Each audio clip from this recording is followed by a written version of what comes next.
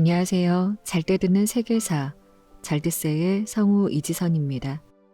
지난 시간 우리가 구대와 중세 인물들을 만나보며 세계의 기초가 어떻게 마련되었는지를 살펴보았다면 이번 2부에서는 그 기초 위에서 또 다른 선택들이 쌓여가는 근대와 현대 흐름을 따라가려 합니다. 새로운 공화국의 방향을 잡아간 워싱턴, 전쟁 속에서 제도를 정비하며 근대 국가를 설계한 나폴레옹, 국가의 의미를 다시 묻고 연방을 지켜낸 링컨, 산업과 제국의 확대 속에서 시대의 변화를 이끈 빅토리아 여왕, 그리고 20세기 초의 혼란과 이념의 충돌 속에서 지도자들은 각자의 방식으로 세계의 방향을 결정했습니다. 이 인물들의 선택을 천천히 따라가다 보면 근대와 현대가 어떻게 이어졌는지, 그 흐름이 오늘의 세계에 어떤 그림자를 남겼는지 조용히 드러날 겁니다.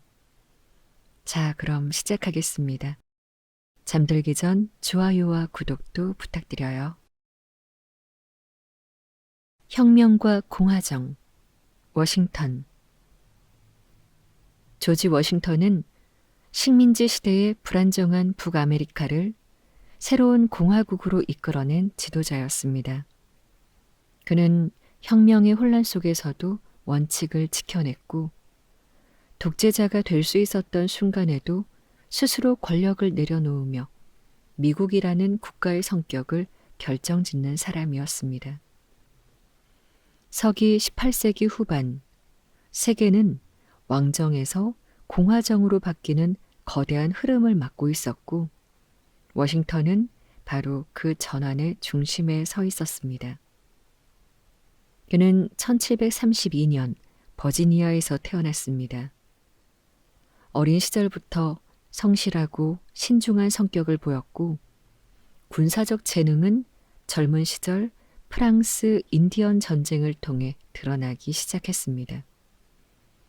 당시 그는 식민지 민병대 장교로 뛰었고 이 경험은 훗날 미국 독립전쟁에서 전략을 세우는 기반이 되었죠. 1775년 북아메리카의 13개 식민지는 영국의 지나친 세금과 통제를 견디지 못해 영국으로부터 독립하려는 전쟁, 즉 미국 독립전쟁을 시작했습니다. 대륙회의는 이 전쟁을 이끌 총사령관으로 워싱턴을 임명했습니다. 그가 맡은 군대는 병력도 부족하고 장비도 열악했으며 전쟁은 처음부터 결코 쉽지 않았습니다. 하지만 그는 물러서지 않았습니다. 뉴욕에서 크게 패배한 뒤에도 그는 병력을 모았고 1776년 크리스마스 밤에 델라웨어 강을 건너며 전세를 뒤집는 트렌턴 기습을 성공시켰습니다. 이 사건은 독립군의 사기를 되살린 결정적인 전환점이었죠. 워싱턴의 진짜 힘은 패배 중에도 질서를 무너뜨리지 않는 리더십이었습니다. 그는 병사들과 같은 음식을 먹었고 같은 추위를 견디며 군대가 무너지지 않도록 중심을 잡았습니다. 1781년 요크타운 전투에서 마침내 영국군이 항복했을 때 사람들은 그를 새로운 나라의 아버지라고 불렀습니다. 전쟁이 끝난 뒤 워싱턴에게는 왕이 될 수도 있다는 제안이 들어왔습니다. 혼란스러운 시대에는 한 사람에게 권력을 모으는 편이 안정적이라고 믿는 사람도 많았습니다. 하지만 워싱턴은 그 길을 거부했습니다. 그는 우리가 싸운 이유는 새로운 왕을 만들기 위함이 아니다 라고 말하며 스스로 권력을 내려놓았습니다. 이 선택은 미국의 정치적 정체성을 결정짓는 순간이 되었죠. 그러나 새로운 나라가 제대로 서기 위해서는 여전히 강한 중심이 필요했습니다. 1789년 워싱턴은 국민들의 압도적 지지 속에 초대 대통령으로 선출되었습니다. 그는 다시 한번 책임을 맡았고 헌법에 따라 움직이는 공화국의 기틀을 마련했습니다. 강력한 중앙정부와 개인의 자유를 조화시키는 문제, 재정, 군사, 외교 정책의 기준을 세우는 문제들은 모두 그의 대통령 시기에 정리되었습니다. 그리고 또 한 번 중요한 선택의 순간이 찾아옵니다. 그는 두 번째 임기를 마친 뒤 스스로 더 이상 권력을 유지하지 않겠다고 선언했습니다. 당시 많은 나라에서 지도자가 물러나지 않는 일이 흔했던 시대였고, 워싱턴의 이 결정은 권력은 순환되어야 한다는 원칙을 새로운 공화국의 정신으로 남겼습니다. 1799년 워싱턴은 조용히 세상을 떠났습니다. 그가 남긴 국가는 아직 어렸지만 그가 세운 기준과 절제는 오늘까지 미국의 뼈대를 이루고 있습니다. 그는 전쟁의 영웅이었고 동시에 권력을 두려워했던 지도자였습니다. 바로 그 점이 그를 더욱 특별하게 만들었죠. 그래서 우리는 워싱턴을 나라를 세우는 데 필요한 힘과 나라를 오래 지키게 만드는 절제를 모두 지닌 사람으로 기억하고 있습니다. 그가 열어놓은 공화국의 길은 지금도 미국 정치의 기본 원칙으로 이어지고 있습니다. 근대의 설계자 나폴레옹. 나폴레옹은 유럽의 전쟁 지도를 바꾼 군사 지도자이자 오늘까지 이어지는 법과 제도의 틀을 만든 근대 국가의 설계자였습니다. 패배와 망명으로 생을 마쳤지만 그가 만든 제도는 프랑스뿐 아니라 유럽 전역에 남아 새로운 시대의 방향을 결정짓는 기둥이 되었습니다. 18세기 후반 프랑스 혁명으로 나라가 흔들리던 시기에 나폴레옹은 역사 무대에 등장했습니다. 그는 1769년 코르시카 섬에서 태어났습니다. 당시 프랑스 사회는 신분과 계급이 뚜렷해 출신 배경만으로도 장교로 성장하기 어려운 시대였죠. 그러나 1789년 프랑스 혁명이 일어나면서 상황이 바뀌었습니다. 귀족 중심이던 군대의 문이 평민에게까지 열리기 시작했고 나폴레옹은 이 변화의 틈에서 자신의 뛰어난 계산 능력과 판단력을 발휘해 계속해서 빠르게 승진해 나갔습니다. 특히 1796년 이탈리아 원정은 그의 이름을 유럽 전역에 알린 결정적 승리였습니다. 그는 단순히 싸움에 능한 장군이 아니라 전쟁의 흐름을 읽어내는 사람이었던 것이죠. 프랑스 내부는 여전히 혼란스러웠고 몇 년마다 정부가 무너지는 불안정한 상황이 이어졌습니다. 이때 1799년 나폴레옹은 쿠데타를 통해 실권을 잡았습니다. 그는 스스로를 제1통령이라 부르며 나라를 안정시키기 위한 개혁을 추진했습니다. 세금제도, 중앙은행, 행정체계, 학교 조직 등이 이 시기에 완전히 새롭게 정비되었습니다. 그리고 무엇보다 중요한 것이 나폴레옹 법전이었습니다. 1804년에 완성된 이 법전은 모든 시민은 법 앞에 평등하다는 혁명 정신을 현실의 법으로 정리한 첫 시도였습니다. 재산권, 가족법, 계약의 원칙 등이 이때 명확해졌고 이 법전은 이후 전 유럽으로 퍼져 근대 법 체계의 기준이 되었습니다. 전쟁보다 더 오래 남은 그의 가장 큰 유산이었죠. 나폴레옹은 개혁에 그치지 않고 유럽의 질서를 완전히 새롭게 만들려고 했습니다. 1804년 그는 스스로를 프랑스 황제로 선언했고 곧이어 아우스터리츠 전투에서 유럽의 두 강국인 오스트리아와 러시아를 물리쳤습니다. 그의 정복은 스페인에서 러시아 서부에 이르기까지 이어졌고 유럽 전체는 나폴레옹의 질서로 재편되었습니다. 그러나 승리는 영원히 유지되지 않았습니다. 영국과 러시아는 거대한 저항의 중심이 되었고 특히 1812년 러시아 원정 실패는 나폴레옹 제국을 무너뜨리는 전환점이 되었죠. 추위와 보급 문제는 그 어떤 전술보다 강력한 적이었습니다.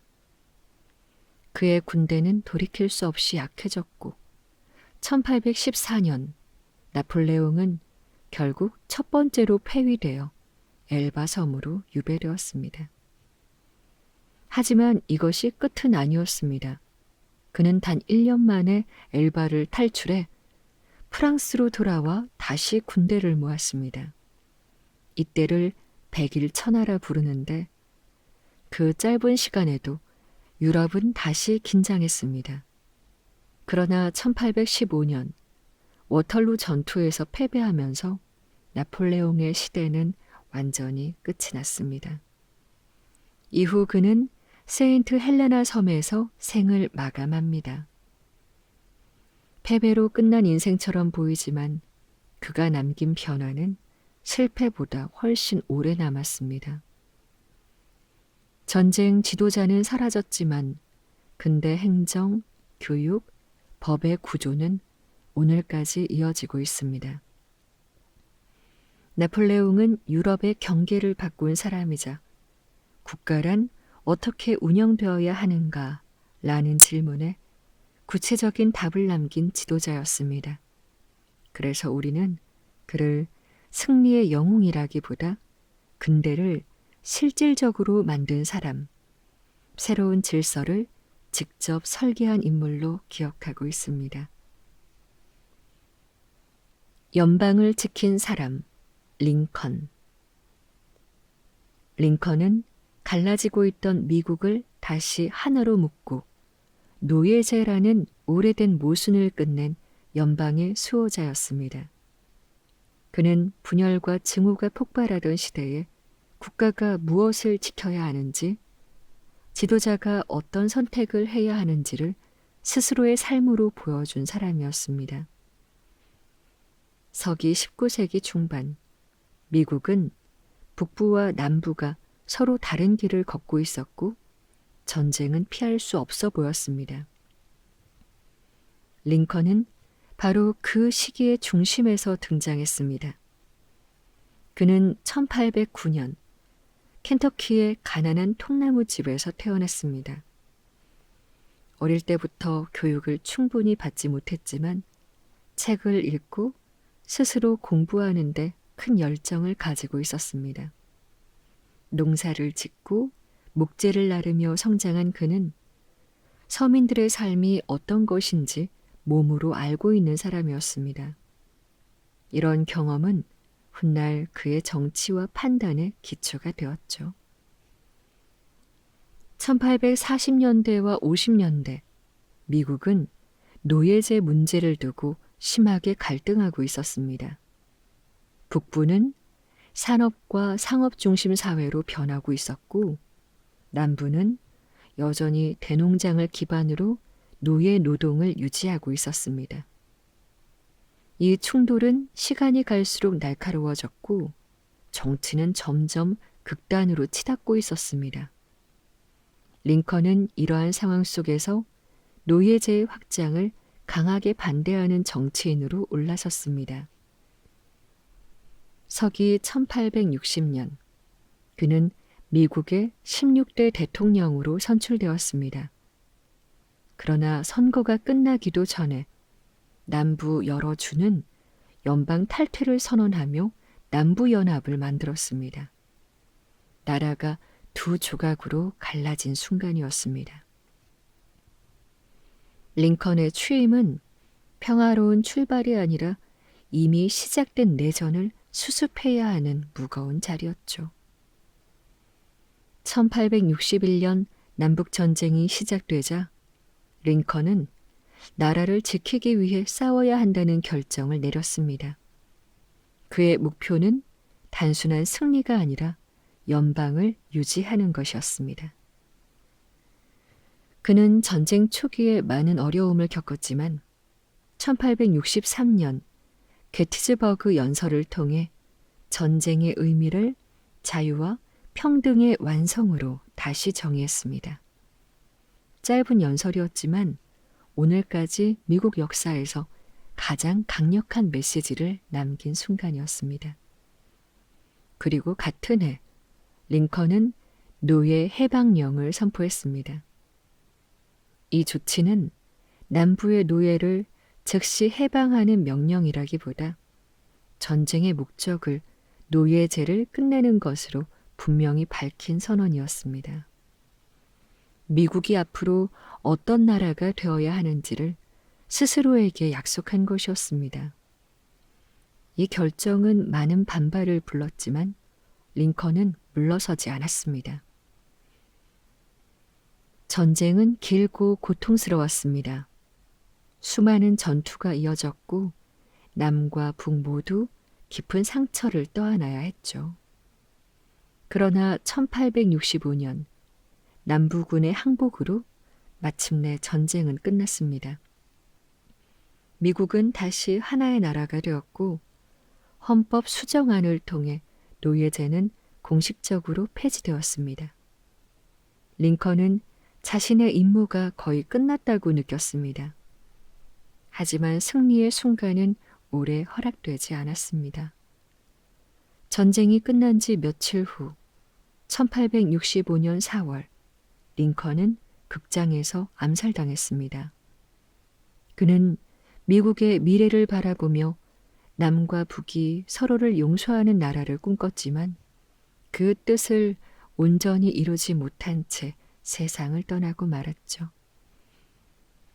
그럼에도 그의 선택과 말은 사라지지 않았습니다. 나라가 갈라진 순간에도 연방을 지켜냈고 노예제를 끝내기 위해 위험을 감수한 그 결정은 오늘까지 미국의 정체성을 규정하는 기준이 되었습니다.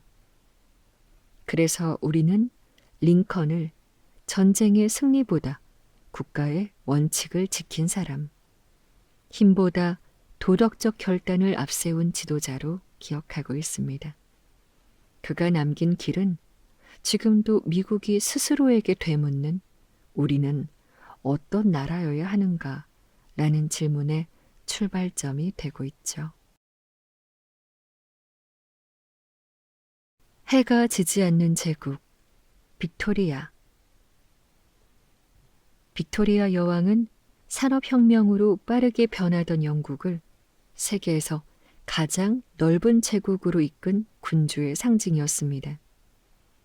그녀의 시대에는 영국의 힘이 전 세계로 뻗어나갔고 문학, 과학, 정치 제도까지 근대 영국의 틀이 자리 잡았습니다.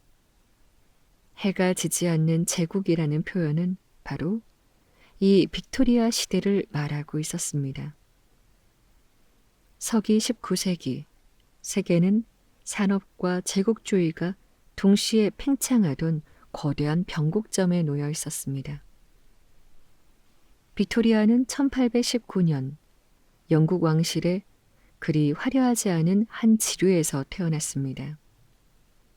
그녀는 어린 시절부터 왕위 계승권과는 멀어 보였고 스스로도 왕이 될 것이라 기대하지 않았습니다.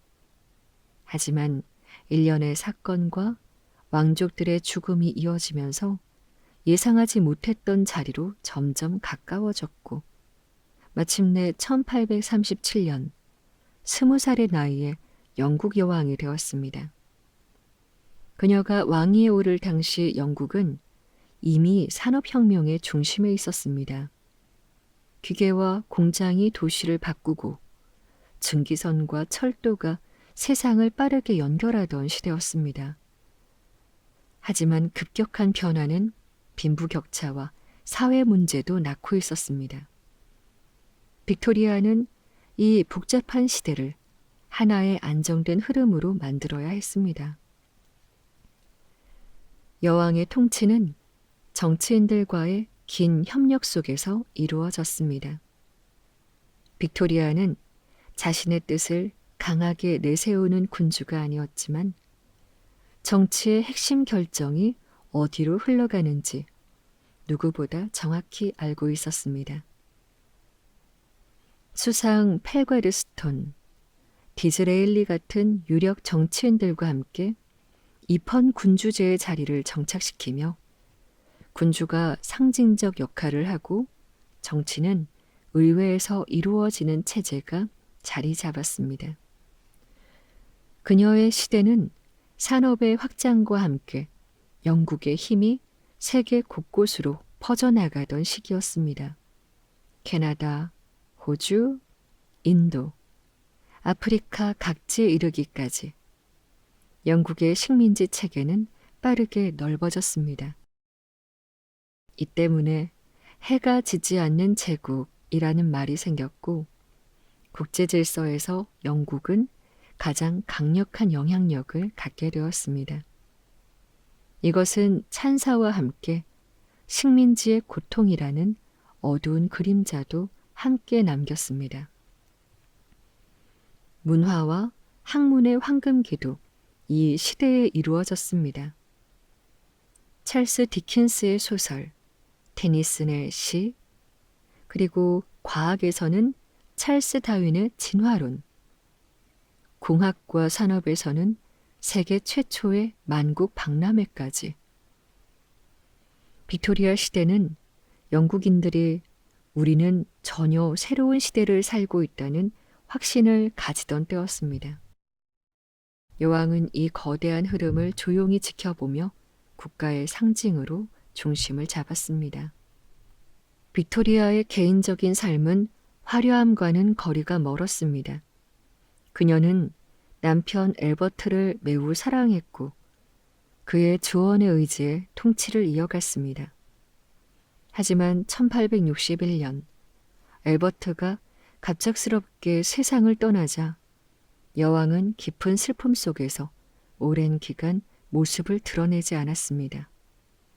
그럼에도 그녀는 다시 자리로 돌아와 영국의 변화가 흔들리지 않도록 책임을 다했습니다.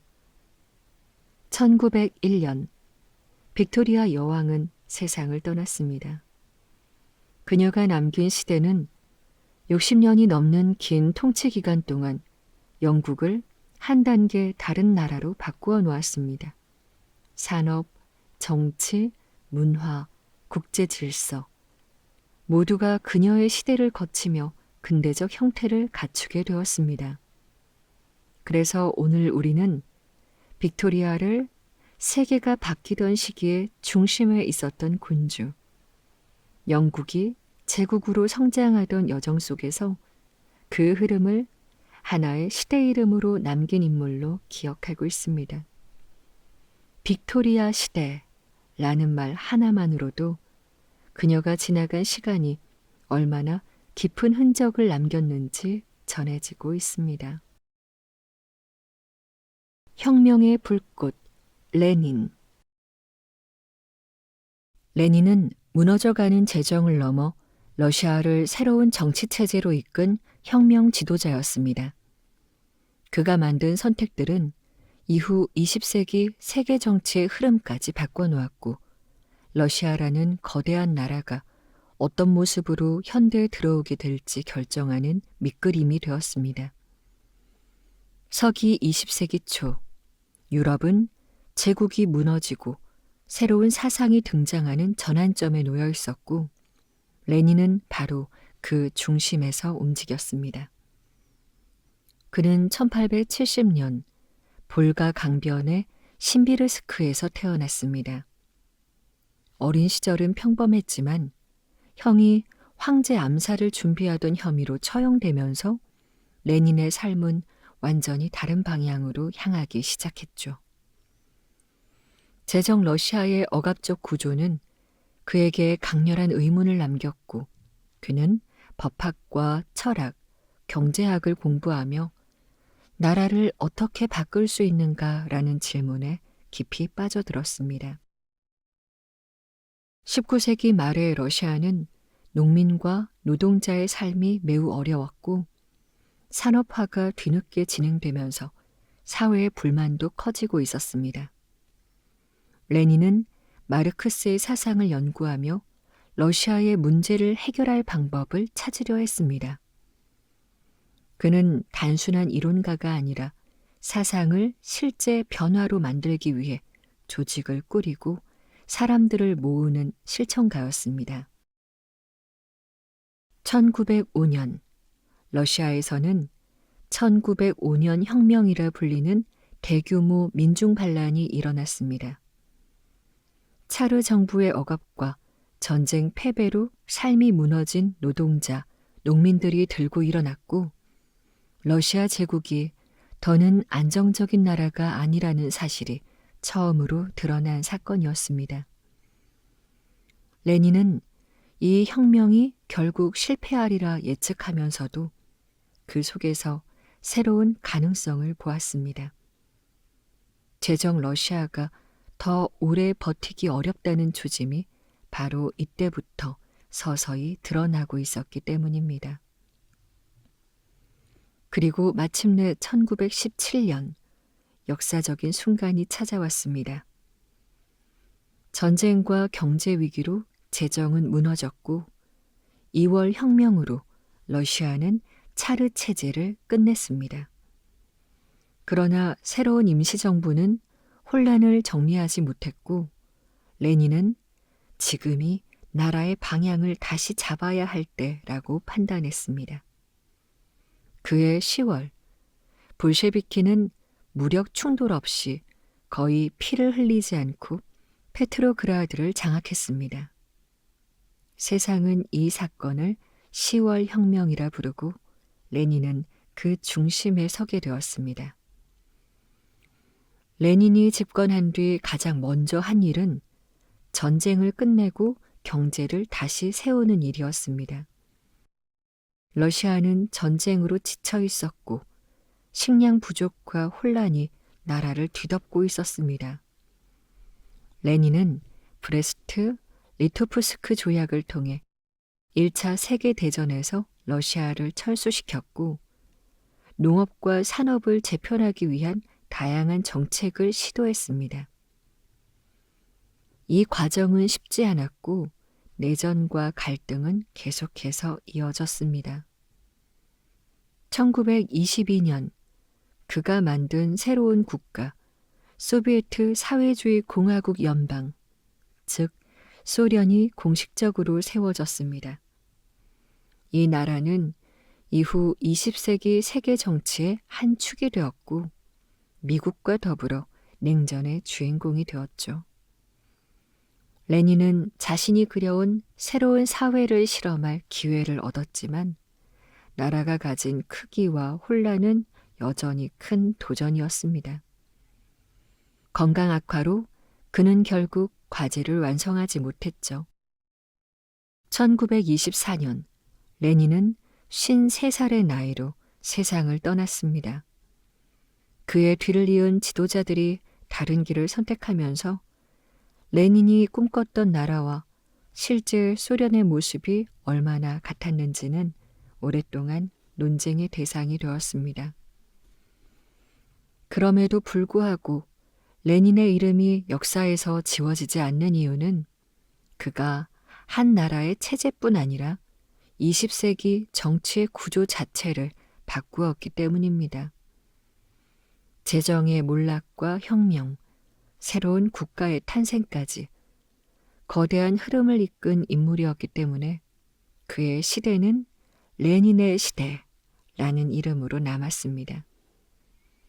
그래서 우리는 그를 파괴와 창조가 동시에 뒤섞인 격동의 시대를 통과하며 새로운 길을 만들려 했던 지도자, 20세기라는 세계사의 큰 변곡점을 연 사람으로 기억하고 있습니다. 전쟁의 어둠, 히틀러와 처칠. 20세기 중반, 세계는 두 사람의 선택에 의해 거대한 방향을 부여받았습니다. 한 사람은 독재와 침략으로 전쟁을 일으켰고, 다른 한 사람은 무너져가던 민주주의를 지켜냈습니다. 히틀러와 처칠은 서로 정반대의 길을 걸었지만 함께 하나의 시대를 만든 두 개의 거대한 힘이었습니다. 그들의 충돌은 인류가 어떤 미래를 선택할 것인지를 결정짓는 순간이 되었죠. 히틀러, 독재와 전쟁을 향한 길. 아돌프 히틀러는 1889년 오스트리아에서 태어났습니다. 어린 시절부터 예민하고 고립된 성향이 있었고 1차 세계대전에서 패배한 독일이 겪는 혼란 속에서 그는 급진적인 사상을 받아들였습니다. 서기 1920년대 독일은 경제 위기와 정치 혼란으로 불안정했고 히틀러는 이 틈을 파고들어 극단적 민족주의와 증오의 메시지로 세력을 확대했습니다. 1933년 그는 국민의 투표와 정치적 거래 속에서 총리에 올랐고 곧이어 의회를 장악하며 독재 체제를 구축했습니다. 언론과 사법부, 정당을 해체하고 반대자를 제거하면서 나치는 국가 전체를 하나의 명령 아래 두려 했습니다. 그리고 그는 독일의 삶 공간을 넓힌다는 명목으로 유럽 각지를 침략하기 시작했습니다. 1939년 폴란드를 공격하며 2차 세계대전이 시작되었고 히틀러의 군대는 초기에는 압도적인 속도로 유럽을 장악했습니다. 그러나 그 뒤에는 수많은 학살과 잔혹한 정책이 뒤따랐죠. 특히 유대인을 비롯한 민간인들을 대상으로 한 대량 학살은 인류 역사에 깊은 상처로 남았습니다. 히틀러의 통치는 결국 파멸로 향했고 1945년 베를린이 함락되자 그는 스스로 목숨을 끊으며 자신이 만든 시대의 끝을 맞이했습니다. 처칠, 무너지는 나라를 붙잡은 사람. 윈스턴 처칠은 히틀러와는 전혀 다른 길을 걸었습니다. 1874년 영국에서 태어난 그는 군인, 저널리스트, 정치인을 오가며 오랜 시간 국가의 앞날을 고민하던 인물이었습니다. 그는 독재가 유럽에 퍼지는 흐름을 누구보다 먼저 경고했지만 당시 사람들은 그의 말을 무시했습니다. 그러나 1940년 히틀러가 서유럽을 빠르게 장악하자 영국은 절체절명의 순간을 맞았습니다. 이때 총리가 된 처칠은 굴복과 협상은 나라를 잃는 길이라고 단언했습니다. 그는 라디오 연설을 통해 국민에게 단 한 문장만을 반복해서 남겼죠. 우리는 결코 항복하지 않을 것입니다. 이 말은 전쟁을 버티게 만든 정신이 되었습니다. 영국은 공습을 견뎌냈고 미국과의 협력을 이끌어내며 전쟁의 흐름을 다시 뒤집기 시작했습니다. 노르망디 상륙 작전 이후 연합군은 점차 유럽을 되찾았고 1945년 마침내 전쟁은 히틀러의 패배로 끝났습니다. 처칠은 자유와 민족주의를 지키기 위해 고립된 섬나라의 마지막 힘을 끌어올린 지도자로 남았습니다. 히틀러와 처칠은 같은 시대를 살았지만 그들이 만든 길은 완전히 달랐습니다. 한 사람은 증오와 폭력을 정치의 도구로 삼았고 다른 한 사람은 무너져가는 순간에도 국가의 원칙과 자유를 지켰습니다. 결국 전쟁은 독재의 확장이 아니라 민주주의의 생존을 확인하는 방향으로 끝났고 그 선택은 이후 세계 질서의 기준이 되었습니다. 그래서 우리는 이 두 인물을 선악의 단순한 대비로만 보지 않습니다. 그보다는 전쟁의 시대가 어떤 위험을 품고 있었고 그 속에서 어떤 가치가 지켜져야 했는지 두 인물이 함께 보여준 장면으로 기억하고 있습니다. 그들의 충돌은 역사는 어떤 선택을 따라 흐르는가 라는 질문을 오늘까지 조용히 남기고 있습니다. 중국 현대 국가를 연 사람 마오쩌둥. 마오쩌둥은 군벌과 외세 틈에서 무너지고 있던 중국을 하나의 현대 국가로 재구성한 지도자였습니다. 그가 선택한 길은 많은 논란과 비극을 남겼지만 중국이라는 거대한 나라가 오늘의 형태를 갖추는데 결정적인 흐름을 만든 인물이기도 했습니다. 서기 20세기 초, 중국은 황제가 무너지고 질서가 완전히 사라진 혼란의 시대였습니다. 마오쩌둥은 바로 그 속에서 등장했습니다. 그는 1893년 후난성의 농촌에서 태어났습니다. 젊은 시절에는 교사가 되기를 꿈꾸었지만 나라가 계속해서 혼란에 빠지자 정치와 혁명 사상으로 눈을 돌렸습니다. 당시 중국은 외국 세력의 압력이 심했고 지방마다 군벌이 힘을 휘두르면서 국가라는 틀 자체가 제대로 작동하지 못하고 있었습니다. 마오는 이런 상황을 바꾸기 위해 농민을 중심으로 한 새로운 혁명 이론을 만들었습니다. 1920년에서 30년대 중국은 국민당과 공산당의 갈등이 격해지던 시기였습니다. 마오는 농촌에서 세력을 키웠고 공산당 내부에서도 점차 중심적인 위치를 차지했습니다. 이 과정에서 그는 오랜 내부 투쟁과 비판 속에서도 자신만의 노선을 고집했죠. 특히 1934년의 대장정은 절망적인 후퇴이면서도 동시에 공산당의 새로운 전기를 만든 사건이었습니다. 수천 킬로미터를 걷는 동안 많은 이들이 목숨을 잃었지만 이 여정은 마오의 지도력을 굳히는 결정적인 계기가 되었습니다. 1937년 일본의 침략으로 중일 전쟁이 시작되자 중국 내부의 정치 세력은 일시적으로 단결해야 했습니다. 마오는 군사적 영향력을 키우면서 전쟁 중에도 조직을 확장했고 전후에는 중국을 다시 설계하려는 준비를 이어갔죠. 그리고 1949년 마침내 중화인민공화국이 수립되었습니다. 마오쩌둥은 새 나라의 최고 지도자로서 오랜 내전과 혼란을 끝내고 하나의 중앙정부를 세웠습니다. 수백 년 동안 제국과 군벌, 외세의 침입 속에서 흔들리던 중국은 이때부터 현대 국가의 형태를 갖추기 시작합니다.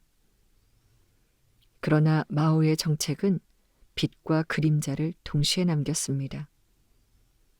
산업과 농업을 빠르게 발전시키기 위한 대약진 운동, 사상과 권력을 통제하려 했던 문화 대혁명 등 그의 선택은 중국 사회에 큰 고통과 혼란을 가져왔습니다. 많은 이들이 피해를 입었고 이 시기는 지금도 중국 근현대사에서 가장 큰 논쟁으로 남아있죠. 그럼에도 불구하고 마오가 중국의 정치 구조와 국가 정체성에 남긴 영향력은 부정할 수 없습니다. 그가 만든 체제와 국가 형태는 현재 중국이 출발한 기반이 되었고 이후 개혁, 개방을 추진한 지도자들도 그가 만든 구조 안에서 변화를 시도했습니다. 1976년 마오쩌둥은 세상을 떠났습니다. 그의 삶은 성공과 실패, 이상과 폭력, 희망과 비극이 뒤섞여 있는 복잡한 이야기였습니다. 하지만 한 가지 사실만은 분명하죠. 그는 20세기 중국의 방향을 결정짓는 가장 강력한 흐름을 만든 사람이었습니다. 그래서 우리는 마오쩌둥을 서로 다른 힘이 충돌하던 시대에 한 나라를 통합한 지도자이자 그 선택의 무게만큼 큰 영향력을 남긴 인물로 기억하고 있습니다. 중국 현대사의 문은 그가 열어젖힌 순간부터 본격적으로 시작되었습니다. 냉전과 새로운 대중정치, 케네디. 존 F. 케네디는 냉전의 긴장 속에서 새로운 정치 방식과 대중적 리더십을 연 인물이었습니다. 그는 젊고 명확한 메시지로 미국을 다시 움직이게 했고, 텔레비전이라는 새로운 매체를 활용해 정치가 어떻게 국민에게 다가가야 하는지 그 방향을 바꾸었습니다. 서기 20세기 중반, 세계는 핵무기와 이념 충돌 속에서 한순간의 결정이 지구 전체를 흔들 수 있는 시대였습니다. 케네디는 바로 그 불안의 중심에서 등장했죠. 그는 1917년 매사추세츠의 중산층 가정에서 태어났습니다. 어릴 때부터 건강이 좋지 않아 병원 신세를 지는 일이 많았지만 그는 역사와 국제정치에 깊은 관심을 보였고 하버드 대학에서 공부하며 시야를 넓혀갔습니다.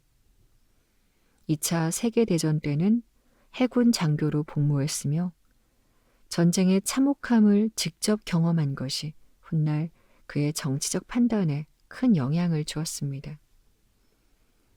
전쟁 이후 미국은 세계를 이끄는 강대국으로 올라섰지만 동시에 냉전 시대가 시작되었습니다. 소련과의 경쟁, 핵무기 개발, 그리고 이념 대립 속에서 사람들은 이 시대를 이끌 새로운 지도자를 필요로 하고 있었습니다. 케네디는 바로 그 요구 속에서 빠르게 성장했습니다. 1960년 그는 43세의 젊은 나이로 미국 대통령 선거에 도전했습니다. 이 선거는 역사상 처음으로 텔레비전 토론이 도입된 선거였고 케네디는 카메라 앞에서 침착하고 단정한 모습으로 국민에게 강한 인상을 남겼습니다. 그는 미국이 다시 꿈꾸어야 한다는 메시지를 강조했고 결국 아주 근소한 차이로 대통령에 당선되었습니다. 1961년 취임식 연설에서 케네디는 당신의 나라가 당신에게 무엇을 해줄지 묻지 말고 당신이 나라를 위해 무엇을 할 수 있는지 물어보십시오. 라는 유명한 문장을 남겼습니다. 이 말은 시대를 넘어 시민이 나라를 만든다는 새로운 정치 문화를 여는 상징이 되었죠. 하지만 그의 임기는 화려함만으로 채워지지 않았습니다. 그는 취임 직후 쿠바 문제에 직면했습니다. 특히 1962년 쿠바 미사일 위기는 냉전 사상 핵전쟁이 가장 가까이 다가온 순간이었습니다. 소련이 쿠바에 핵미사일을 배치하며 미국을 압박하자 전 세계가 긴장 속에서 하루하루를 보냈습니다.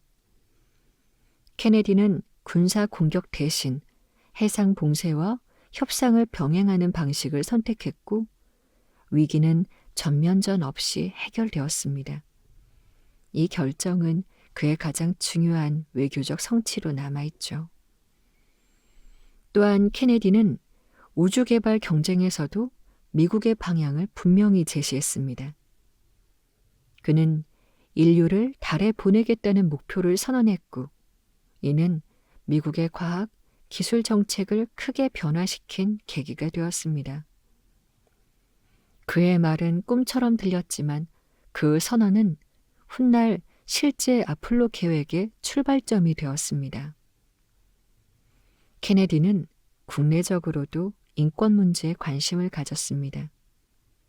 흑인 시민권 운동이 확산되던 시기, 그는 연방정부가 더 적극적인 역할을 해야 한다고 강조했습니다. 그의 노력은 많은 저항에 부딪혔지만 그가 열어놓은 흐름은 이후 존슨 대통령 시기의 인권법으로 이어졌습니다. 그러나 케네디의 시대는 너무 짧게 끝났습니다. 1963년 11월 텍사스 댈러스에서 그는 저격을 받고 46세의 나이로 세상을 떠났습니다. 충격적인 죽음이었고 세계는 그가 완성하지 못한 일을 오래도록 기억하게 되었습니다. 그럼에도 케네디가 남긴 영향은 선명합니다. 그는 냉전의 극한 속에서 전쟁을 피했고 대중과 직접 소통하는 새로운 정치 문화를 만들었고 미래를 향한 국가의 비전을 제시했습니다. 그래서 우리는 그를 짧은 시간에 시대의 방향을 바꾼 사람, 그리고 새로운 정치의 문을 연 지도자로 기억합니다. 에필로그. 우리의 여정은 전쟁과 정치의 물결 속에서 세상을 움직였던 20명의 발자국을 따라왔습니다. 누군가는 제국을 세웠고, 누군가는 나라를 지켜냈으며, 또 누군가는 시대의 어둠 속에서 자신이 믿는 단 하나의 길을 끝내 포기하지 않았습니다. 이 인물들은 서로 다른 대륙과 서로 다른 시대를 살았지만 한 가지 공통점이 있었습니다. 그들은 자신이 서 있던 자리에서 세상이 이렇게 흘러가서는 안 된다 라고 생각했다는 점입니다. 그리고 그 생각이 새로운 길을 열거나 무너진 질서를 붙잡거나 또는 완전히 다른 흐름을 만들어냈습니다. 우리가 오늘 따라온 이야기는 단순히 영웅들의 삶이 아니라 한 사람의 선택이 시대의 방향을 어떻게 바꾸는가에 대한 기록이었습니다. 알렉산드로스의 군대가 남긴 길도, 잔다르크가 흔들리는 나라를 일으킨 외침도, 워싱턴이 권력을 내려놓으며 만든 공화국의 기준도 모두 그 시대 사람들의 마음속에서 오래도록 불씨처럼 남아 있습니다. 자, 이제 우리는 다음 여정으로 넘어가려 합니다. 전쟁과 권력의 흐름을 지나 이번에는 사상과 신념의 시대로 향합니다.